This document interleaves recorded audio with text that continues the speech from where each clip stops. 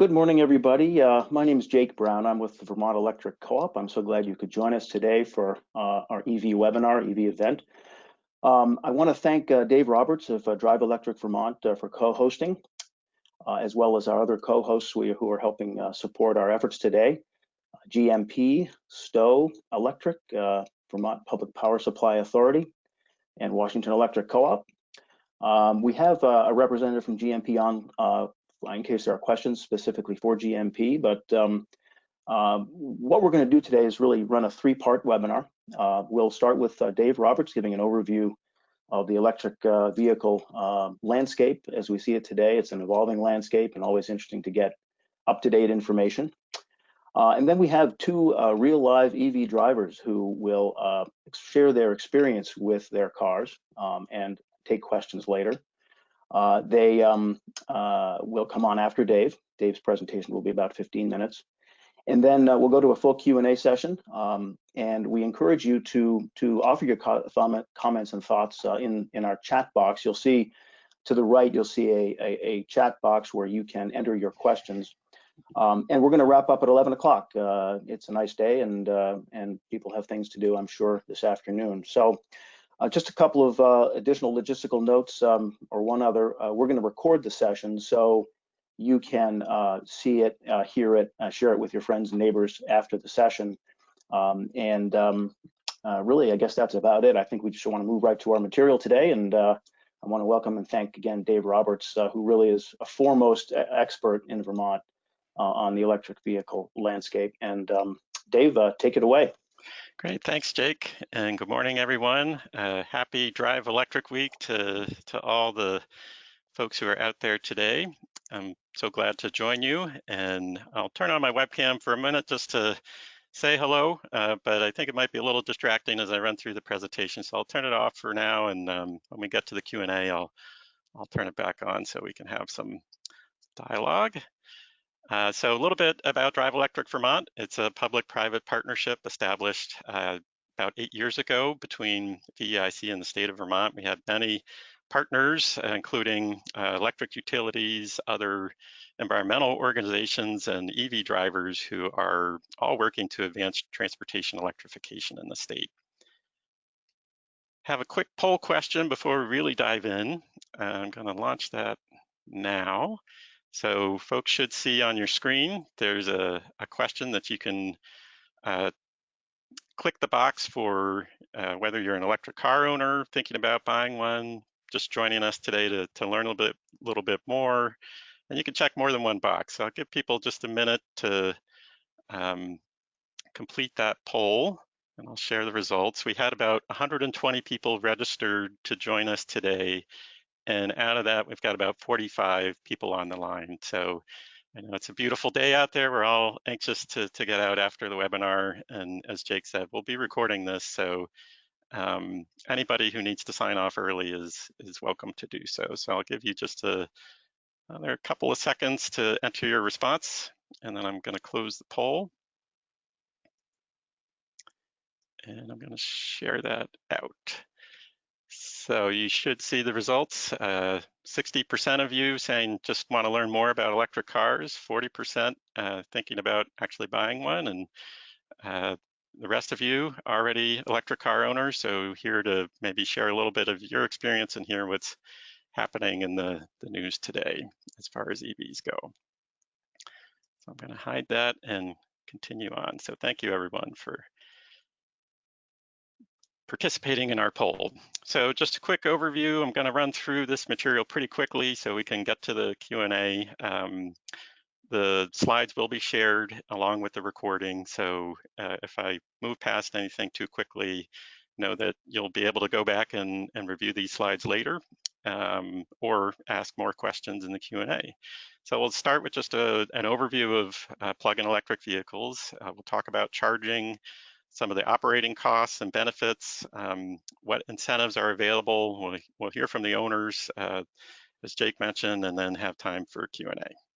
So why go electric? What's so great about electric cars? Well, in most EV drivers, once they've made the switch, they realize they're just better cars. They're low emissions, they have great performance, They drive very quiet, so you can have conversations, hear music, not be too distracted in the car. You can charge them conveniently at home, so it's super easy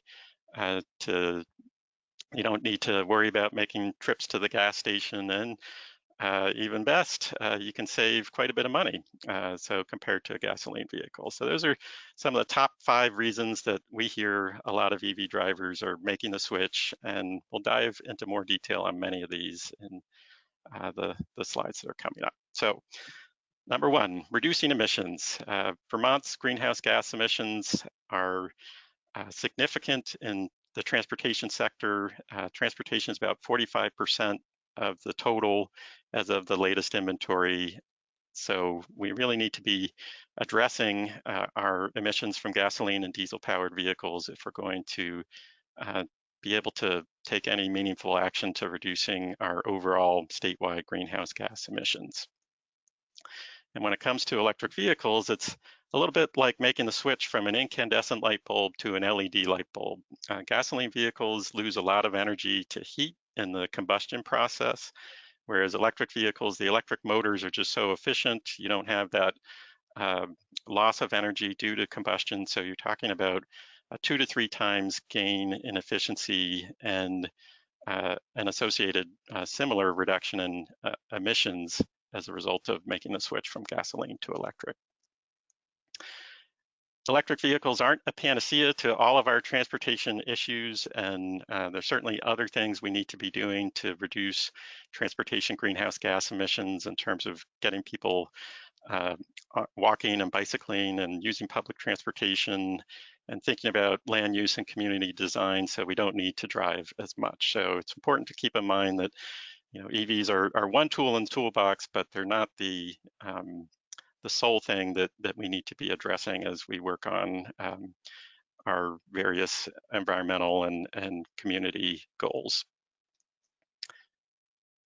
There's 2 basic types of plug-in electric vehicles. So there's the all-electrics powered solely by a battery. Depending on the model, you'll get anywhere from 70 to 300 or more miles of range on a charge before you need to plug them in and charge them back up again. The other type is a plug-in hybrid, which has a battery and electric motor that will go anywhere, depending on the model, from 15 to 80 miles on the battery. And then if you need to go further, there's still a gasoline tank and an internal combustion engine. So you can easily drive on longer trips, 300 miles or more. And if you need to go further, you can always just fill up the gas tank as you normally would and just drive on gasoline until you have an opportunity to charge up again. So a lot of interest in plug-in hybrids for people, maybe if it's the only car in your household, or you're just not quite sure about the switch or how charging is going to work for you. It's a nice sort of safer option for some people who aren't quite ready to make the full jump to an all-electric just yet. Some of the most popular models that we see in Vermont today are shown here. On the left are some of the all-electrics, and on the right are plug-in hybrids. So the Nissan Leaf, Tesla Model 3, Chevrolet Bolt, all start under $40,000, all get over 200 miles of range. In the case of the Tesla Model 3, it comes in different battery pack configuration, so you can get the longer range battery pack and get over 300 miles of range. On the right side then, the plug-in hybrids, they get less electric range, but you have that gasoline backup. So most drivers do anywhere from 20 to 40 miles a day. So you can do a lot of your daily driving on the battery. And then when you need to take a longer trip, you can use gasoline when you need to. We've got those vehicles and more on the Drive Electric Vermont website. We've got a comparison tool that lets you filter between the different vehicle types. The electric range, we've got a filter for all-wheel drive, which a lot of people are interested in Vermont. So you can click on the plus sign if you filter through the vehicles on the website, and you'll see more information. So for example, here we've got the Hyundai Kona Electric, which is another popular longer range model. It has 258 miles of range, and you'll see information on battery size, the price, some of the lease information, and if there's a federal tax credit available, the amount of that. So talk a little bit more about the tax credit in a bit. Some of the newer models that are either just arriving or due soon are shown here. These are, in the case of the Tesla Model Y, that has already arrived. You can order one on the Tesla website, and those are available. The Ford Mustang Mach-E is coming hopefully later this year is the plan. You can pre-order one now. The Ford Escape plug-in hybrid is due soon. They've been selling that in Europe for a while now, but it hasn't quite made it to US dealers yet. That'll have about 38 miles of range and start around $33,000 before any incentives are applied. The Volkswagen ID.4 was just announced officially this past week and starts just under $40,000 at 250 miles of range or so. They haven't officially provided the range for that, but you can pre-order one of those now. And then the Toyota RAV4 Prime is an all-wheel drive crossover that is a popular model in Vermont. It gets 42 miles of range, starts at about $38,000 before incentives. And those are in pretty short supply. So if you're interested in a RAV4 Prime, you might need to wait a little while for a dealer to get one into stock for you. A lot of interest in electric trucks. A lot of Vermonters drive pickup trucks. Ford F-150 is the most popular model in the state. We don't have any to share on the market today, but there are several that have been announced or will be officially announced in the near future. So we expect to see several options on this market segment probably in the next 1 to 2 years. So you can Google or follow up in the Q&A if you want to learn more about any of these electric truck options that are coming soon. And then we have many other options to go electric. So we've got electric buses already running in Burlington and more coming. Electric bikes are a great option. Many utilities are offering incentives on electric bikes, both sort of regular as well as the cargo model like the one shown here. V-Bike is a great resource if anybody wants to learn more about those, and we have information on the Drive Electric Vermont website. CarShare Vermont in Burlington has an all-electric Leaf in their fleet. They've got electric lawn care equipment like the commercial mower shown here, but a lot of home options, and many utilities are offering incentives on home electric mowers and electric motorcycles. So there's all sorts of ways to go electric if you're not ready to purchase a new car just yet. One of the issues that we face in Vermont is winter conditions, and electric vehicles do work just fine in cold temperatures and snowy and icy roads, but you will have less electric range. So typically, the worst case scenario that we see is about half of the official range estimates. And there are many things you can do, from purchasing the right vehicle and vehicle options. Some of the EVs have heat pumps that are more efficient, or heated seats and steering wheels that are more efficient than using the cabin heat. So when you purchase an EV, it's important to kind of think about some of those options. And then when you're actually driving your EV, you can do things like preheat it, use the cabin heat less, drive a little bit slower. All those things will boost your range. And we have a great resource linked here all about EVs in winter and providing more detailed tips and information for drivers looking to get the most out of their EVs in winter.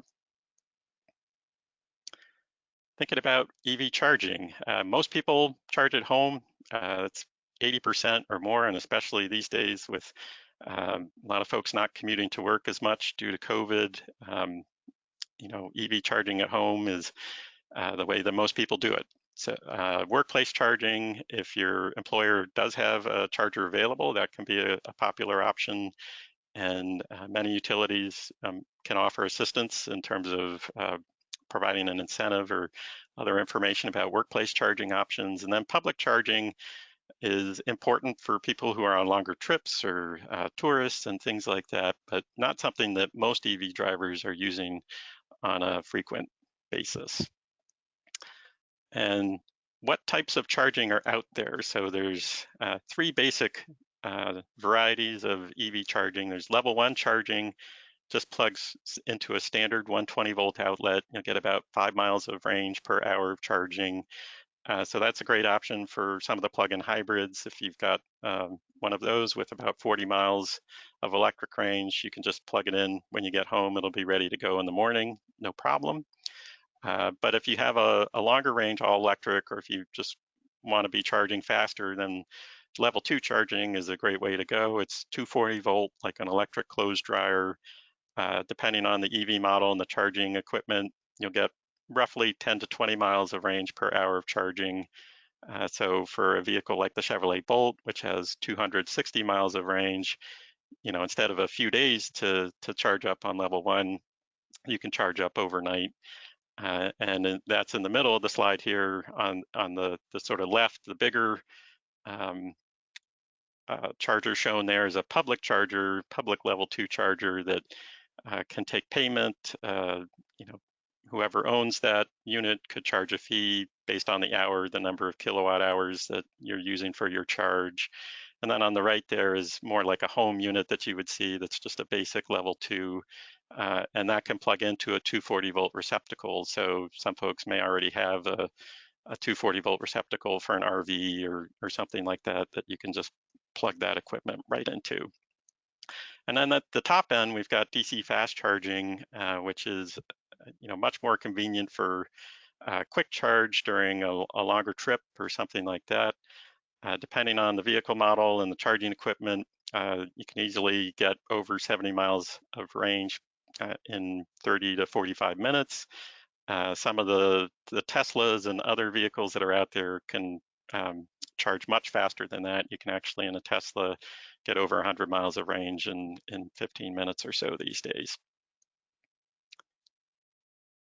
In terms of charging availability, there's a great resource linked here on this slide, plugshare.com, which will help you find the closest public charger. It'll provide some information on how it's working for users who have checked in there. The orange dots here are the fast chargers that are showing up in Vermont. So there's quite a few out there, but more are coming as the state invests Volkswagen diesel settlement into building out more charging infrastructure. And the goal is in the next year or two to make sure there's at least one fast charger within 30 miles of anybody in Vermont. So hopefully in the next year or so, we'll have some more orange dots on the map that'll be making this easier for folks. And an important note is Tesla has their own dedicated network of fast charging called Superchargers, and it's nationwide. It's definitely, if you're looking at doing a lot of long distance travel in an all electric vehicle, the Teslas are very convenient and something that we would definitely recommend taking a closer look at. You can learn more about the Tesla Superchargers at the link below. It's important to note that these are only for Tesla vehicles, so other EV drivers are not able to use the Tesla fast charging infrastructure. Thinking about some of the cost information. So how much can people save by making the switch to electric vehicles? So on the left side of the slide here is a chart just showing the sort of energy operating costs for fuel or electric going back over many years based on historic data. And if we look at the most recent 5 years, someone driving electric could have saved about $2,000 on electric, which is shown by the green line. Another important point is that electric rates are much more stable than gasoline costs because electricity is regulated. So you don't need to worry about big jumps in prices and things like that when you're driving electric. So that's on the fuel cost side, but then you're also going to be saving on maintenance. If you're driving an all electric vehicle, you won't have to worry about oil changes and all those things that can go wrong with an internal combustion engine vehicle. And Consumer Reports just in the last week has come out with a great report that shows electric cars save an average of $4,600 in repair and maintenance costs over the life of a vehicle compared with a gasoline powered car. So you're talking about $6,000 plus in savings between the fuel and maintenance costs, making the switch to electric. So In addition to those savings, you can save upfront with a variety of purchase incentives. There's a federal tax credit available that's up to $7,500. It's based on the battery size. Our vehicle comparison provides the amount for individual EVs, but basically most of the all-electrics qualify for that full $7,500 amount, and then some of the plug-in hybrids get less. It does begin to sunset as manufacturers reach 200,000 EV sales, which Tesla and General Motors passed that mark quite a while ago, and both of them have phased out their tax credits completely. So no federal tax credit on Tesla or Chevrolet EV models. It is something that you claim on your income taxes unless you lease, in which case the leasing company technically benefits from that credit and usually will pass through some or all of it to the person who's leasing it. And it does not carry over into future tax years, so important to keep that in mind if you're hoping to sort of span multiple years to consume the full amount of that credit. The state of Vermont has incentives available as well. They're up to $4,000 currently. They depend on your income and the type of EV you're buying. It started out last December with $1.1 million in funding, but as of today, there's only about $40,000 remaining. However, the good news is that the legislature, which just adjourned yesterday before they left the State House, passed an appropriations bill that's going to include about $950,000 more for replenishing the funding for the state incentive program. But it might take a little bit of time before those funds are available. So we'll be keeping our Drive Electric incentive resource updated as we know more about the status of that. And those state incentives are distributed in partnership with electric utilities. So you actually would submit your state incentive application to your electric utility, and then they will either pay that out, or if you purchase it at a participating dealership and the dealer passes it through, then the dealer is reimbursed by your electric utility. And then in addition to that, electric utilities are also offering incentives, which I'll run through, but generally they're up to about $2,500, and many of them are also offering incentives for home level 2 charging options. So just a chart, and this is on the Drive Electric website, but basically if your adjusted gross income on your taxes is $50,000 or less, you qualify for a higher incentive, so $3,000 for a plug-in hybrid, $4,000 for an all-electric. And if your income is $50,000 to $100,000, or if you're filing jointly with someone up to $125,000, then you can get $1,500 on a plug-in hybrid or $2,500 on an all-electric. This is just a quick showing of all the eligible models. These are vehicles that have a base starting price under $40,000. So you can still get a state incentive if your overall purchase price is over $40,000 with options or different trims and configurations. As long as it's on the eligible vehicle list, you can get a state incentive for it. And just to kind of sum up the various incentive options that are, you can stack basically. So this is an example showing the Nissan Leaf, both a kind of standard incentive as well as if you're in a household with a lower income.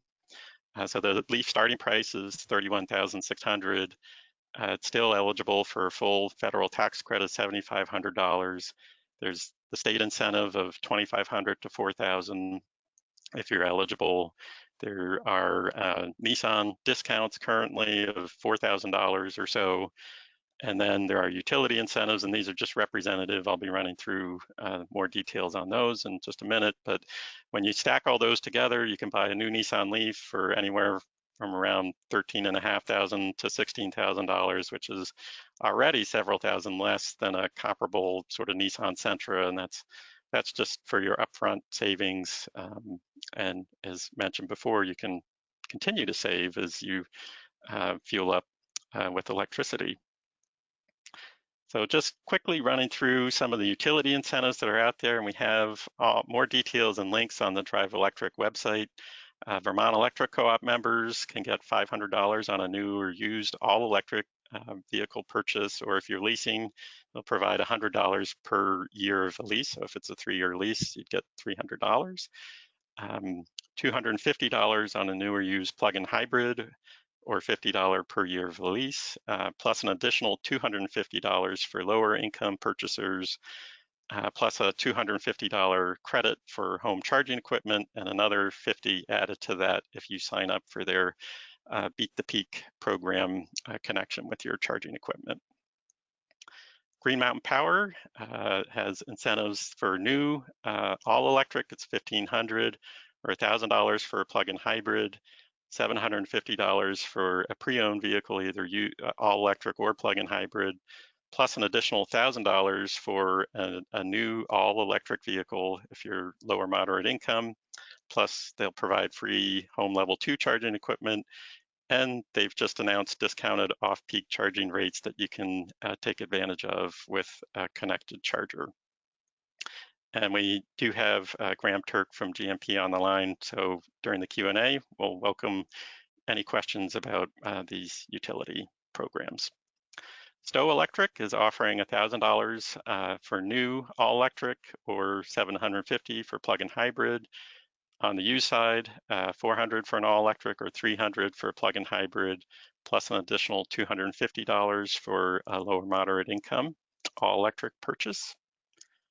The Vermont Public Power Supply Authority, or VPPSA, covers customers for 11 public power utilities that are listed here across the state. And they're on a new EV all electric. They're offering $1,000 or $500 for a plug-in hybrid.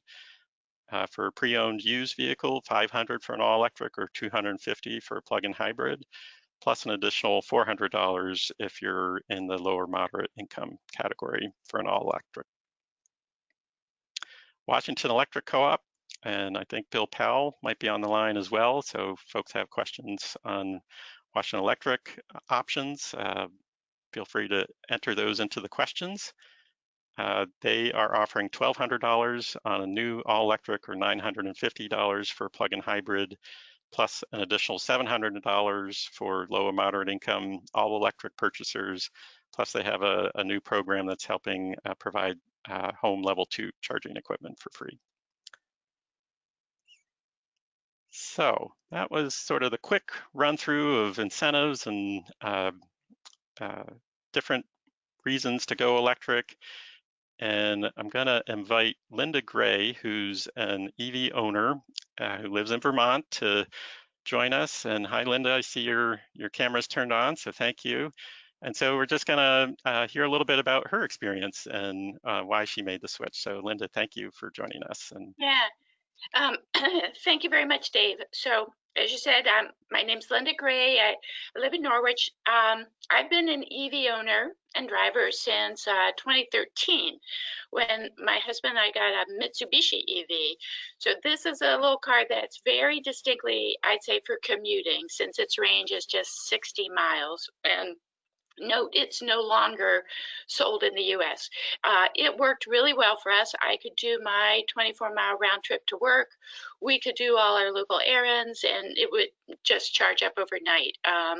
We also had a Prius, so that was our vehicle for longer trips away from home. In 2017, Green Mountain Power collaborated with Nissan on a $10,000 discount on the Leaf. And so we decided to take advantage of that, and we went all electric for 2 cars.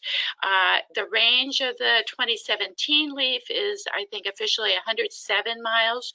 So that expanded our local driving cushion, but it didn't really make it a road trip car. We had sold our Prius to our daughter, figured that we could borrow it back or rent a car if we were going to go on a road trip. So we only did that maybe 2 or so times a year anyway, so that was going to work fine for us.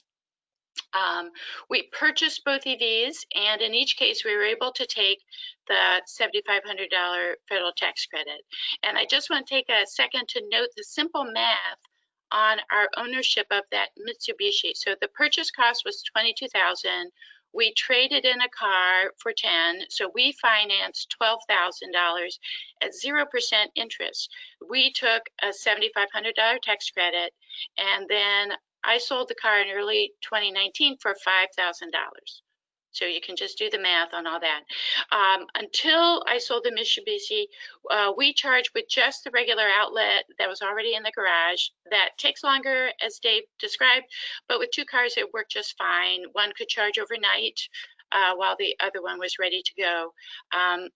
My husband died in 2017, though, and I ultimately didn't need two cars. So I made plans to sell the little Mitsubishi, but not until after putting in a level 2 charger. That was pretty easy. The most expensive part was the electrical panel work and getting that bigger line out to the garage. I'm usually recharging when the battery is probably 2/3 down or so, and it seems to take 2 or 3 hours. The Leaf has been just fine in the winter. When temperatures are in the 20s and lower, I can tell its range is down. It's below 100 miles. But the flip side of that coin is that its range in warm weather, I find, is usually about 120 miles. It starts with no trouble in below 0 temperatures. Kind of by happenstance, I got studded snow tires for it. They've been great. I have one particular example to share. I live half a mile up a hill on a dirt road, and with a late season snowstorm, the roads hadn't been plowed. I was coming home, just totally ran out of forward motion, and I was only 30 feet short of my driveway and came to a total stop. That's just really hard to get moving again in that situation. But I backed up a few feet, tried again, and it did it. It just chugged up the hill steadily, and then I was home free. My favorite accessory on the Leaf is the heated steering wheel. I love that. My total mileage on the car after 3 years is 28,800 miles. The car does this calculation, so it tells me it's gotten an average of 4 miles per kilowatt hour. So that's a total of 7,200 kilowatt hours as fuel. So if you go with say 15 cents per kilowatt hour, that's a little over $1,000 over 3 years. $360 per year, and so a bit more than a penny per mile. And for the most part, my other expenses for it have been related to brakes and tires on and off and inspection costs. So that's it. Now, I'll be happy to take questions later when that comes up. Great, thanks so much, Linda. And one thing to note is the newer Leafs that are available do have a little more range than the one that Linda's using, although it's working great for her. But just so folks know, the older Leafs that you might find used do have a little bit smaller batteries and a little bit less range than the newer ones. So next up, we have Judy Pond, who's driving a Subaru Crosstrek hybrid, which is a plug-in hybrid. Hi, Judy, we see you. Thanks for coming on and sharing some of your experience. You bet. I'd like to urge you to break in and ask questions if you people think of something that I haven't. And also if I rattle on too long, because I'm very enthusiastic about this car. I had been all electric in my home since the 90s, but could not buy an electric vehicle because I have to have 4-wheel drive where I live. The hill is just too steep for an electric car to go in the winter. So it wasn't until I had to get a new car. My old car was 15 years old, and Subaru started offering a hybrid. They were advertising it, but they didn't have any. And so in 2019, I finally got one in May. And the downside, as I was shopping for cars, was that it's only rated as 17 miles on a charge, which means in the morning you drive 17 miles on electric, and then here comes the gas. And I thought that was kind of ridiculous, but there was nothing else on the market except Tesla. And I looked at those, and I do a lot of canoe trips and stuff, and it's just not good for carrying canoes and gear and stuff. And it has a low, the body is low. So anyway, I went ahead and got the 17-mile on a charge Subaru Crosstrek hybrid, and was delighted to find that it would go 24 miles in the summer before the gas engine came on. And since my usual commute back before the pandemic was about 20 miles, I was not buying any gas. In the winter, it got less, maybe up to 21 miles, depending on how flat the road is and how carefully you drive. Another thing that I was surprised and happy with is how smooth the drive is, how smooth the transition is from the electric to the gas. And after your gas engine comes on, even if you're going downhill, the gas engine stays on long enough to heat it up so that it doesn't, there's a danger to running a gas engine too short a time. I don't know, deposits build up or something. And then after that, the gas engine turns off whenever you're either going downhill or just cruising along and you've built up some electricity. One wonderful thing, I suppose everybody else that has electric cars already knew about this, but I didn't know there was going to be a screen with a picture on it that shows when it shows a chassis of a car, and it when the electric motor is operating, everything's blue, and you see electrons traveling either from the battery to the wheels, or when it's when it's charging, it's going the other way. So you can always see whether you're charging or discharging electricity. And then when the gas engine comes on, the orange engine lights up. So, and then it'll fade and go away when you're at a stoplight or something. So it's not burning gas when it doesn't have to. Another nice thing is that when you're on the gas engine, the electric comes on for acceleration, so it actually accelerates quite a bit faster than a regular gas-burning Crosstrek does. Although if you're trying to get the best mileage for your kilowatts, you don't do jackrabbit starts. And when you're on the electric motor, if you come to a steep hill and you have to push on the pedal a little bit, the gas engine will come on to get you up that hill quickly. So for me, it's been a wonderful car. When I first got it, I had just had knee surgery and couldn't even drive it for a month. But then after that, I could drive just fine. But in the first 100 miles, I didn't make any long trips. And when I was starting a long trip, I waited till the battery had discharged and then filled it up, and it only took 4 gallons. So, and then this year, since the pandemic started in March, I've only bought gas once, and that was 11 gallons. And that's driving 3-4 times a week, but usually less than 20 miles in a trip. I didn't get the level 2 charger, which Green Mountain Power had sent me for free. It's worth $650 or something, but I hadn't gotten around to getting the 220 outlet installed because I didn't really need it. But more and more often, I was finding that I was coming home at 4 from things and then going out again at 7, and I really wanted to use that charger. So I had that put in right the day before the pandemic emergency started. So I haven't really needed it very much since then, but I'm glad I have it. It has luxury things like heated steering wheel and heated seats, things like that. Let's see. Well, I hadn't driven a new car for 15 years, so all the new high-tech stuff, the backing up mirrors. Also, when you buy a Subaru, when you get a plug-in, you are connected to a network. I suppose this means they know where you are every minute, but you will get a signal or an email even if your tire pressure is low in one tire or if anything else is wrong with your car.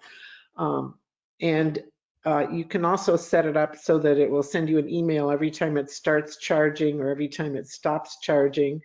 You can, there are all these fancy things that you know, you can locate your car, all sorts of things. I can't even, I mean, I spent a lot of time with the fat manual when I first got it. So, Yeah, great, Judy. that's Thank you for probably, that. yeah. Yeah.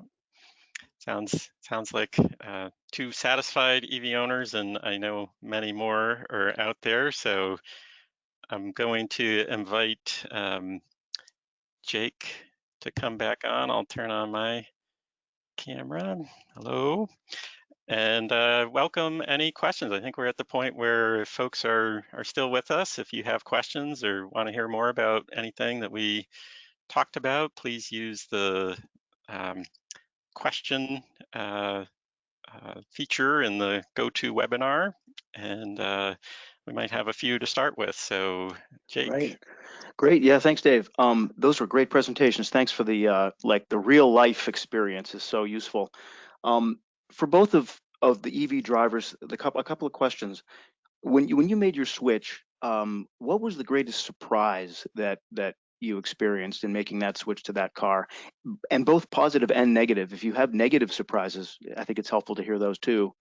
And then I have another question once you guys handle that one. But I'd be curious to know, sort of at a high level, what were the big surprises? Go ahead, Linda. Go ahead.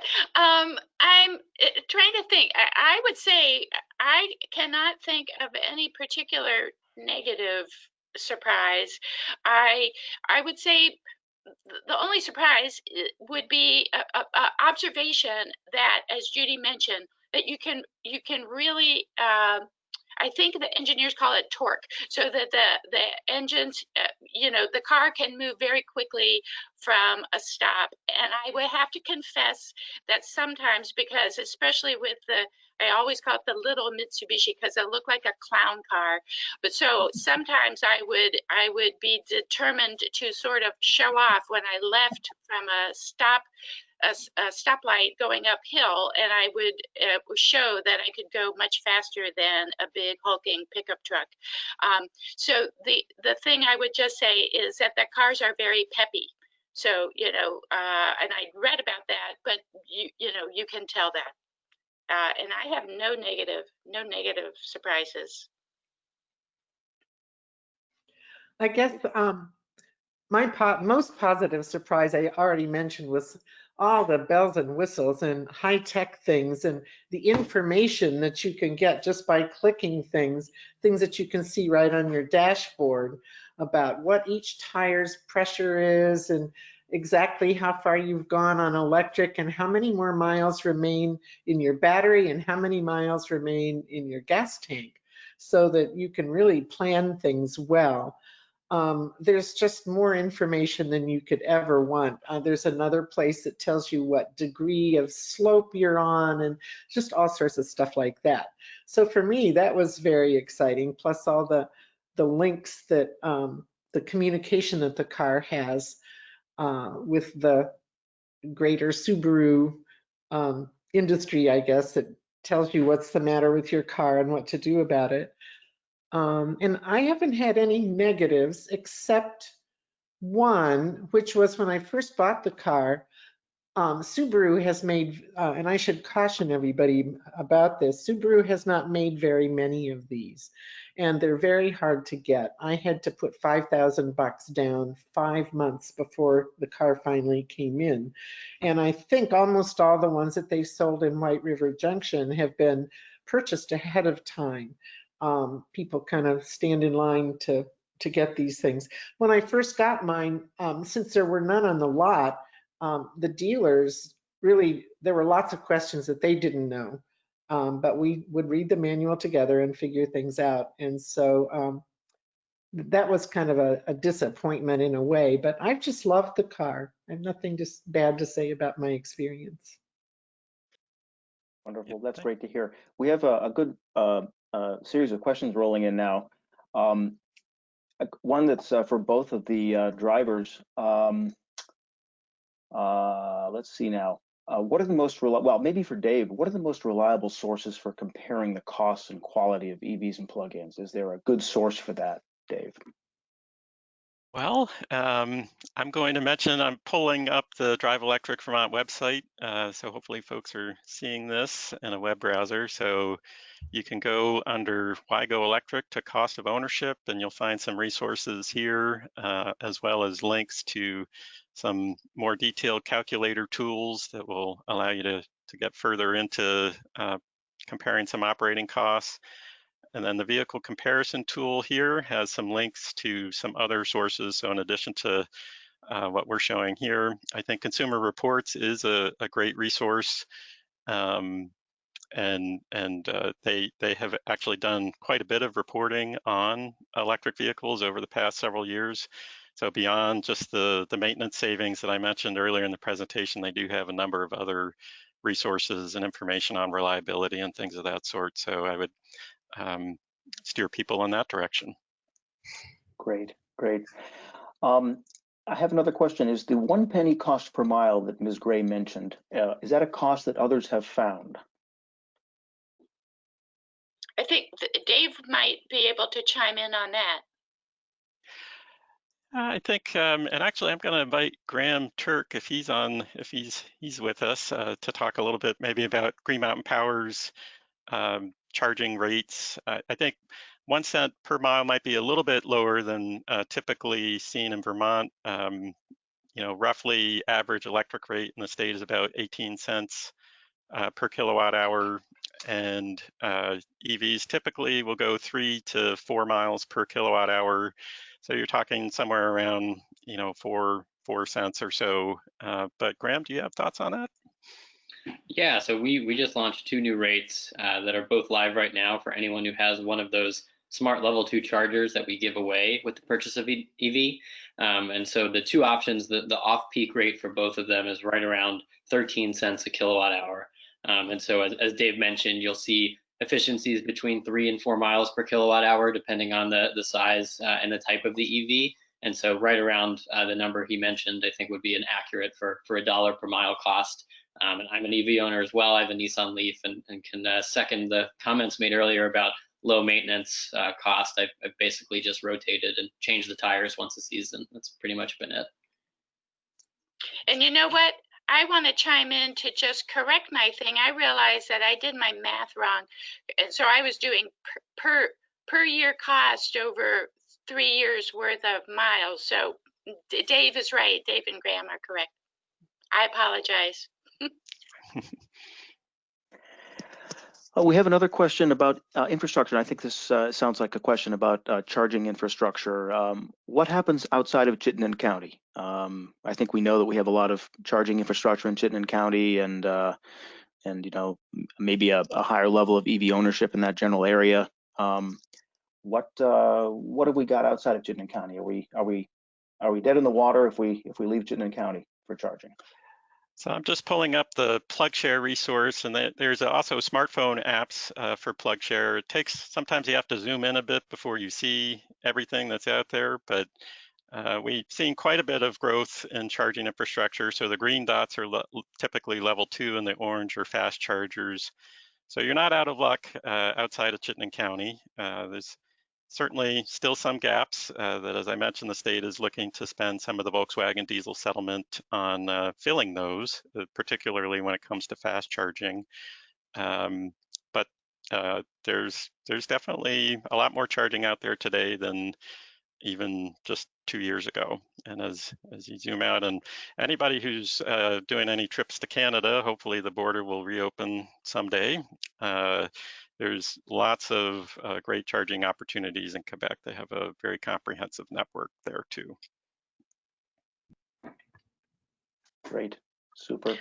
I might add as well, and maybe, I don't know whether Judy's car would do this, but the Leaf does have a kind of a part of its navigation app will give you information on you know, on charging stations as you're driving around. So there's phone apps that you can get to tell you, but then as well, the car is equipped with information as part of its navigation to help you identify where a charging station is. The other thing too, I would echo what Dave highlighted, which is that if, like, for the most part, I charge at home, and I don't have regular longer distance routes that I'm traveling, but if I did, I'm sure I would know where the charging stations are. Just like when you drive, you kind of, at this stage, you don't have to know where gas stations are, but on the other hand, because there's so many of them, but you get to know the ones that are on your route and where you can stop and stuff. So if you were driving a regular route, I think you would learn it very readily, and the car would help you find it. Yeah, I would just like to add, I've hardly ever used any charging station other than my home. I've tried to use one that in the hospital parking lot when I go over there for appointments, and I drive clear up to the 8th floor of the parking garage, and there's never room next to the chargers. However, and then most of my longer trips, I'm ending up at somebody's home, not at a hotel that might have a charger. But you can take your regular 120 cord, which is about 20 feet long, to, if you're going to visit your brother, you can, if he's willing, you can plug into his house and charge your car there.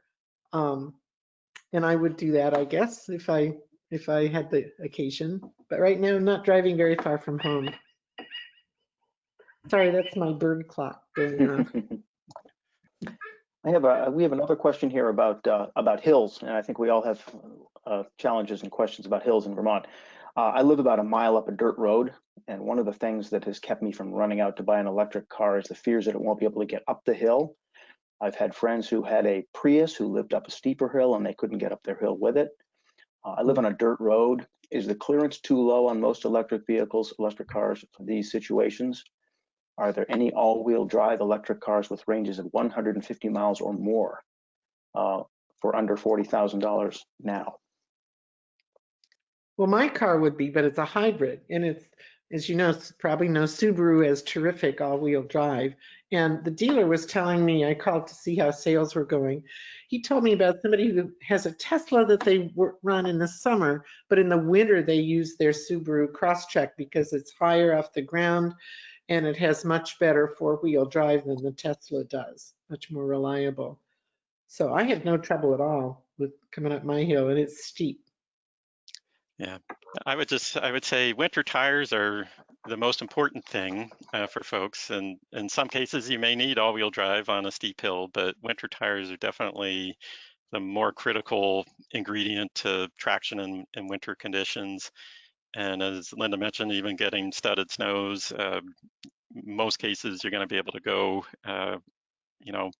in places that all-wheel drive vehicles go. In terms of all-wheel drive, all electric options on the more affordable spectrum, unfortunately, there's just not that many options. There are some more affordable options on the plug-in hybrid side, like the Mitsubishi Outlander and the Subaru Crosstrek. And I've got the Drive Electric comparison tool up, and I've chosen to just show vehicles that have all-wheel drive as standard. So, for example, the Outlander plug-in hybrid is $35,800 before any incentives. Sorry. But the Tesla Model 3 dual motor is probably the most affordable all electric at this point, and that's going to start around $47,000. So there's always more models coming. The Volkswagen ID4 that I mentioned will have an all-wheel drive option for about $43,000, I believe it is. So as time goes on, we do expect to see many more all-wheel drive options. Great, wonderful. A couple of thoughts here have come in about the Crosstrek. One, just a comment that they very much love their Crosstrek. Love that Crosstrek hybrid, getting 99 plus MPJ equivalent, getting about 15 miles of electric. Great for local errands. The other question relating to that Crosstrek is the purpose of the so-called B mode. Someone here is wondering about the B mode in the Crosstrek and saying that the dealer couldn't explain it very well. Does anybody have anything that they can add about the so-called B mode? in the I can't Crosstrek? read it either. Okay. Okay. I think that, and this is something that many electric vehicles have, is regenerative. Well, they all have regenerative braking. So basically, you can lightly apply the brake pedal, or in some cases, pedals or things like that, to turn the electric motor into a generator, basically. So it'll slow the car down and put that energy back into the battery. So if you're driving up Mount Mansfield or Mount Washington, you can recover a lot of the energy that you put out coming back down the mountain using that regenerative braking function. And in many vehicles, they have an option to make it a sort of a stronger regenerative braking by putting it into like a B mode or an eco mode, or, there's other names for it depending on the automaker. But typically that's a way to, in some cases, even allow one pedal driving. So you almost never have to put your foot on the brake pedal. By just lifting up on the accelerator, the car will start to slow down. But it does vary from vehicle to vehicle. So can always check the owner's manuals and more information as needed. Wonderful, that's great. A couple of questions that relate to solar power, this sort of integration of solar. Does anybody know of any solar charging options available to be fitted to a vehicle so you could charge your car while it's in a parking lot with some sort of a solar apparatus? A second note here is I have solar collectors on a solar farm, and I'm wondering if anybody would have an idea of how many more solar collectors I would purchase to support an EV. If that person is a member of VEC, I can get back to them on the details there. But any thoughts on the solar and the integration of solar and with cars? So there have been a few EVs that have panels like on the roof or somewhere, but typically they're used for charging like the 12-volt accessory battery, not the main traction battery that drives the vehicle. There are some prototypes that are out there that actually will charge the vehicle main battery, but they're not widely available. And you need a pretty big solar panel to get enough energy to juice up the main battery in a vehicle. So I'm not aware of anything like is like the question asked as far as, if you're in a long-term parking space and want to charge your vehicle. But there may be something out there. Doing some internet research, you might turn something up. In terms of solar panels at home or in a community shared array, it really depends on how many miles you drive in terms of how much additional panels you might need. You typically get around 3 to 4 miles per kilowatt hour. So if you drive 10,000 miles a year and you want to do it all on solar energy, then it's probably somewhere, you can do some math, and we've got some calculator tools that will help you figure out how many kilowatt hours you're going to need to drive those miles. And then you just need to talk with your solar experts to figure out how many panels that's going to translate into. Wonderful, terrific. We've got a good number of questions coming in, and by the way, it's getting close to 11 o'clock, so we will certainly not be offended if you disconnect and watch the recording later. But we are willing to stay on a few more minutes and wrap up some questions. What about batteries? The life of the battery. One of the questions that's come in is, how long do they last? What about cycles? What's the cost to replace a battery in a car like these? What's the longer term challenge there in terms of the battery? So batteries are holding up much better than people thought they would a few years ago. This is some research by a company called Geotab, which has monitors in thousands of vehicles looking at battery degradation. And over 6 years of time, on average, you're seeing maybe about a 10% degradation in battery. This may vary from vehicle to vehicle. So, and there are some things you can do to preserve the life of your battery by typically maybe not fast charging too often if you can avoid it, and charging maybe between 20 to 80% state of charge on the battery on a regular basis, not fully charging or discharging too frequently are some of the things. But in general, they're holding up really well. There's vehicles that have hundreds of thousands of miles and still running on the original battery. And when you do see some loss in range, it's typically gradual over time, as shown here. So you're not going to wake up one morning and suddenly your battery is dead. It's something that's going to happen gradually over time, and you'll be able to make adjustments or sell the vehicle. And you can replace the batteries. It is kind of like replacing the motor in a gasoline engine, so it's going to be typically several $1,000s if it's not covered under a warranty. Maybe $5,000 to replace a Nissan Leaf battery these days. So fortunately, it's not something most EV owners have had to deal with. And a related question that often comes up is what's happening with batteries once they're out of the vehicles. And automakers are working on programs that will recycle the battery materials. They haven't needed to use them too much because most of the batteries are still in the vehicles, but that is research that's going on, and there are options for recycling and rebuilding batteries already today. Terrific. Another comment, I would advise people when they have an electrician come to work on their house to pull a wire for a type 2 charger. Pulling the wire is cheap, getting the electrician to come to the house is not. So just good advice there. Thanks for mentioning electric motorcycles. I own a Zero FX and wanted to mention that the IRS now has rebates for EV motorcycles, and it's retroactive for prior years, so that's good to know. Anything else that you'd like to add, Dave, on that in terms of other things besides cars, motorcycles, bikes? We've got there's quite a bit out there, as you noted earlier. Yep, great. I want to take note of for folks who are close. Well, in the Burlington area, there's a bicycle advocacy group called Local Motion. They offer you can borrow an e-bike to try it out for yourself and see how you like it.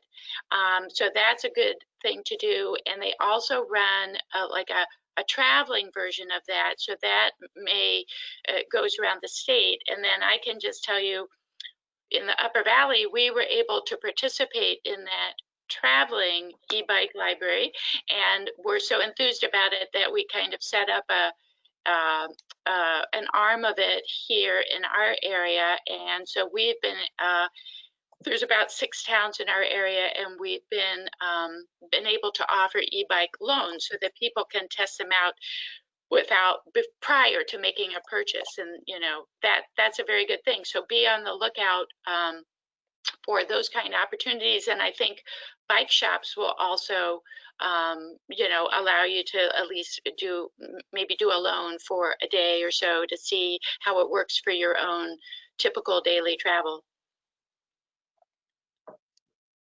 Great, wonderful. Any information on electric snowmobiles? We have a question about maybe some snow machine fun this winter. Any information there?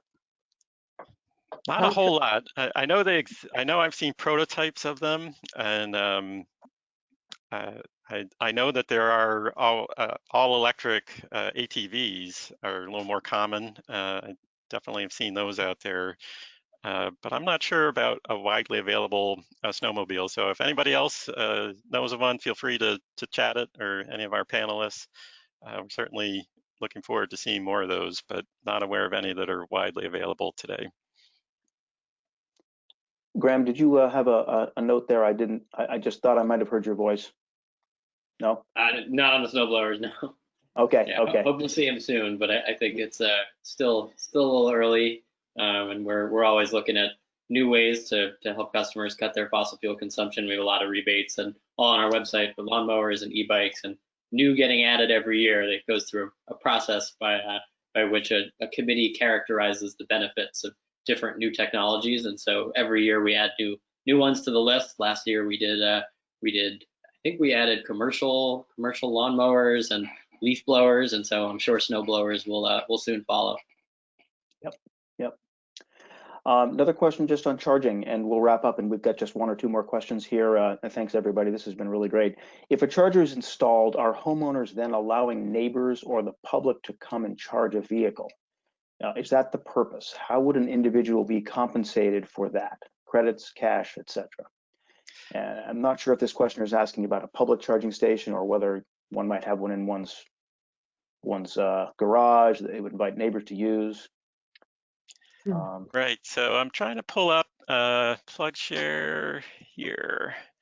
So PlugShare, the blue dots are people who have level 2 chargers that they have opened up to share with others. So you can click on PlugShare and get some information about where it's located. And generally speaking, you want to contact somebody in advance before you just pull into their driveway and ask to use their charger. But that is an option, and it's something in terms of payment for that, that's kind of a case-by-case basis. I don't think there's any sort of formal payment structure at this point, but there are certainly, yeah. Sorry, thanks, I could Graham. jump in Go there. ahead. There's a company that we've worked with called EV Match that allows homeowners who have stations to rent them out. And I think it's most often used in places where someone would drop their car and then commute for the day and get a charge while they're waiting there. And in that case, you can coordinate the payment through their app. And so if you're the station owner, you can set a price to charge, and only if a driver comes up who's already been authenticated will they actually be able to do so. And so I'd say that, as Dave mentioned, it's probably not the most common for residential homeowners to open that access up, but it's a really great service if they're willing to do it, and a neat way to help use existing charging infrastructure to cover more than just home charging. Great. Just a couple of comments here. We've had a couple people who have lawn equipment. DR makes a full line of electric power equipment. That's just good to know. Someone else, I use an electric snow blower also. Ego makes electric snow throwers. So the smaller devices are finding their way onto the market, and that's great. One quick question about vehicle to grid. It's a pretty technical question, but does anybody have any thoughts at this point as to the viability of the technology of vehicle to grid transfer of electricity? So you know, we could be using our cars as batteries for the larger grid. Can that work? How close are we to that kind of dynamic? Any thoughts on that? Graham, I wonder if you want to take that one. Sure. So I think that we are getting close on the sort of larger commercial building side. So typically vehicle to grid chargers now, chargers that are capable of drawing power from the EV and pushing it back to the grid, they require 3-phase electrical service, which every home that I've ever been in does not have.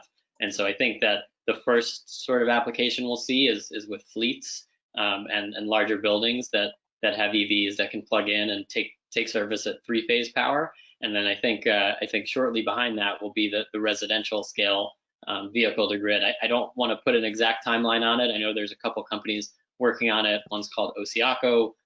One is called Wallbox that's operating in Europe. And so I think we'll probably start seeing some pilots. But in terms of commercial scale, I think 3 years out might be when you start to see more of it. And I think the first application might be vehicle to home, so where you're backing up the home's loads, but not necessarily pushing back to the grid, and it's serving as a backup resource. And Vermont Energy is another outfit that's working on that technology as well. Great. We have one final question, and then we'll wrap up. When this pandemic is finally over, will there be a way to go and try out various electric vehicles? As far as I know, there are no Tesla dealers in Vermont. So if we can just clarify the Tesla question, and then maybe look down the horizon as to when we can go try some cars. Yeah. In years past, Drive Electric Week, there's always, for the last 5 years, there's always been public events where people could show up and owners bring their cars out, and you can go for a drive or ride along. So unfortunately, with COVID, we're not doing that this year, but we certainly hope to resume that as we get through this. There are no Tesla dealers in Vermont. The closest would be Montreal, which is hard to get to these days, and then in the Boston area.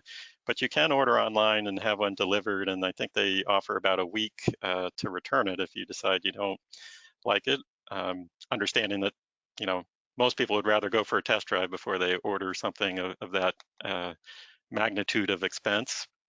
There has been some discussion in the State House about expressly allowing Tesla to operate in Vermont, and that would also include providing opportunities for service. Right now, with Teslas, They have a mobile service provider who will come to you for sort of smaller issues, but for anything that's going to require the vehicle to be put on a lift, you need to go to one of their official service centers, which is Albany, Montreal, Boston area are the closest. So the Agency of Transportation is actually working on a study of vehicle direct sales, which is due back to the legislature in December of this year. And so that may be coming back up in the next session early next year. But for the time being, there are also some local shops who can deal with sort of major issues in terms of just getting an inspection or wheels changed and things like that. A lot of local shops can handle the more routine things as far as Tesla goes. I'd like to make an offer you can't refuse. Can you hear me? Yes. Okay. Since there are no Subaru Crosstrek hybrids on any Subaru lots for longer than it takes for the person who's already decided to buy them to pick them up, I would be happy, I don't know if I can give my email address, to give people a test drive if you're anywhere near Norwich, Vermont. I did this a year ago, and some of the people who drove my car said they wouldn't buy one without having driven it, and they did buy them. So great offer, Judy. Yeah, sorry, I was just going to say, when we send our materials out, we can include your email on that if you'd like. Thank you. That's a wonderful, generous offer. Sorry, Dave, go ahead. That's all right. I was just going to suggest maybe if folks are interested in Judy's offer, they could just let us know, drop us an email, and we can put them in touch. But either works. Sounds good. I think we've wrapped up. We've covered some good ground here, everybody, and I want to thank Dave and Linda and Judy and Graham for being our panelists today, and for the audience for participating and engaging such a lively fashion with on the topic, and really exciting, always evolving, and good luck in all of your considerations of electric vehicles in the future and purchasing one. And we hope you have more information today than you did yesterday. So thanks everybody, I appreciate it, and have a good afternoon. Dave, anything you'd like to add? No, just thanks everyone. We will be posting the recording, probably be early next week, and we will try to run through all of the put together sort of a Q&A document that summarizes a lot of the questions. And if we missed any questions, we'll try to hit those in that document, but you can always reach out to us at info@driveelectricvt.com, and we can follow up directly. So thanks everybody. Terrific. Thank you. Bye-bye. Bye.